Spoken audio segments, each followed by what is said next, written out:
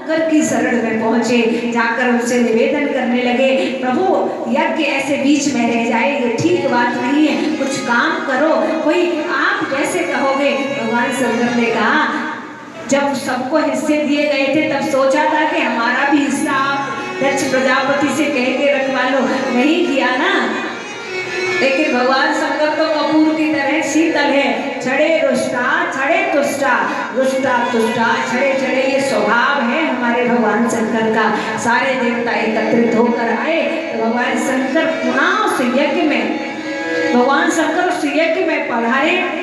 दक्ष प्रजापति को जो श्राप दिया था नंदी ने कि बकरे का मुख लग जाए, आज पुनः यजमान को बकरे का मुख लगाकर जीवित किया गया और पूरे यज्ञ को बड़े ठीक ढंग से भगवान शंकर के साथ संपन्न कराया गया। बोलिए शंकर भगवान की। रामलाल गौशाला एवं वृद्धाश्रम कैलाश मंदिर सिकंदरा आगरा में पितृपक्ष के पावन पर्व पर आयोजित श्रीमद् भगवत कथा ज्ञान यज्ञ के तीसरे दिन मंगलवार को कथा व्यास पंडित गरिमा किशोरी जी ने कहा कि मनुष्य का क्या कर्तव्य है, इसका बोध भागवत सुनकर ही होता है। विडंबना यह है कि मृत्यु निश्चित होने के बाद भी हम उसे स्वीकार नहीं करते हैं। निष्काम भाव से प्रभु का स्मरण करने वाले लोग अपना जन्म और मरण दोनों सुधार लेते हैं। कथा व्यास ने कहा कि प्रभु जब अवतार लेते हैं तो माया के साथ आते हैं। साधारण मनुष्य माया को शाश्वत मान लेता है और अपने शरीर को प्रधान मान लेता है, जबकि शरीर नाश्वर है। उन्होंने कहा कि भागवत बताती है कि कर्म ऐसा करो जो निष्काम हो, वही सच्ची भक्ति है। ब्रज के रसिक संगीतकार बलवीर सिंह बल्लो ने सुंदर सुंदर भजन सुनाकर सभी भक्तों को झूमने पर मजबूर कर दिया। भक्तों ने बड़े ही सुंदर ढंग से रामलाल वृद्ध आश्रम का सत्संग हॉल मानो ऐसा प्रतीत हो रहा था कि साक्षात वृंदावन धाम बन गया। इस अवसर पर पंडित कमलकांत पचौरी ने विधिवत पूजा अर्चना कराई। कथा के तृतीय दिन दिवस में आश्रम में रहने वाले बुजुर्ग दंपत्ति मुरारी लाल मीरा अग्रवाल ने परिचित बनकर पूजा अर्चना संपन्न कराई।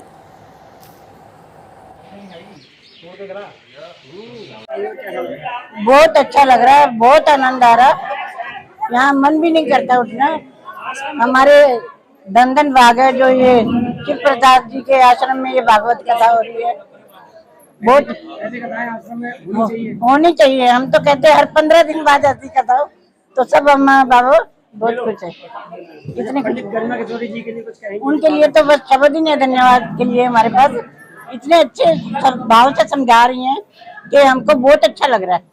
रामलाल वृद्धाश्रम का श्री प्रसाद शर्मा जी की पत्नी हूँ मैं। रामलाल आश्रम में ये वो कथा हो रहा है, भागवत कथा, बहुत अच्छा, बहुत ज्यादा अच्छे। सब कर चुके किशोरी जी बहुत अच्छी समझा रही है, बोल रही है कथा में, और हम सबको बहुत ज्यादा अच्छी लग रहा है। श्री राधे। आज श्रीमद् भागवत कथा के तीसरे दिन आप देख रहे हैं किस तरीके से कि अमृत की वर्षा हो रही है। और ये अमृत की वर्षा कहाँ हो रही है? स्वर्ग जैसा घर। जिस तरीके से रामलाल आश्रम वृद्धाश्रम या स्वर्ग का नज़ारा है, सच्ची में जिन माँ बापों और जो माताएं यहाँ पे हैं उनके अपने परिवार से वंचित होके यहाँ पे हैं, लेकिन उनको जो आनंद का आज भाव हो रहा है, जिस आनंद का वो यहाँ आनंद ले रही हैं, वो श्रीमद् भागवत पंडित गरिमा किशोरी के मुखार बिन से हो रहा है। कई माताएं तो अश्रु की धारा से बोल रही हैं कि ये पल हमसे ओझल ना हो। हम तो कह रहे हैं 15-15 दिन में यह श्रीमद् भागवत होनी चाहिए। जमुना का किनारा है और ऐसा पावन पवित्र स्थान सुख सागर धाम, क्योंकि यहाँ पे सब लोग, घर में तो 5 प्राणी होते हैं, मिलके नहीं रहते, और यहाँ पे सब लोग 350 लोग मिलके रहते हैं। 550 गैया मैया हैं और चारों तरफ वातावरण जो है वो शुद्धि का वातावरण है। ऐसे सुख सागर धाम में ये सभी लोग हम लोगों को आशीर्वाद दे रहे हैं। और श्रीमद् भागवत कथा ये कह रहे हैं, हम तो चाह रहे हैं हर 15 दिनों बिहारी जी की अगर कृपा रही तो जो प्रभु की इच्छा। राधे राधे। वृंदावन बिहारी लाल की जय। आज श्री रामलाल वृद्धाश्रम में कथा का तृतीय दिवस इतने भाव से संपन्न हुआ। सारे माता पिताओं को कथा श्रवण करके और मुझे उनको कथा श्रवण करा के बहुत आनंद आ रहा है। और वैसे भी ठाकुर जी की कथा में तो सबको आनंद आता ही आता है, लेकिन देखिए यहाँ पर यमुना जी का किनारा, पीछे गौशाला और ऊपर से ये रामलाल वृद्धाश्रम, जहाँ पर हजारों की संख्या में माता पिता रहते हैं, तो ये बहुत बड़ी बात है।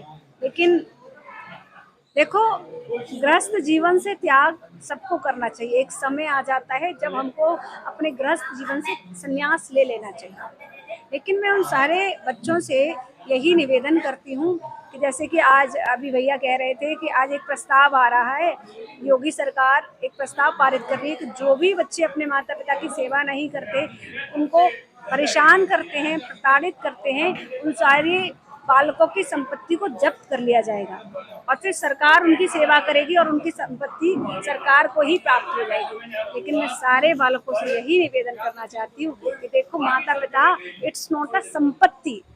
माता पिता हमारी सब कुछ है।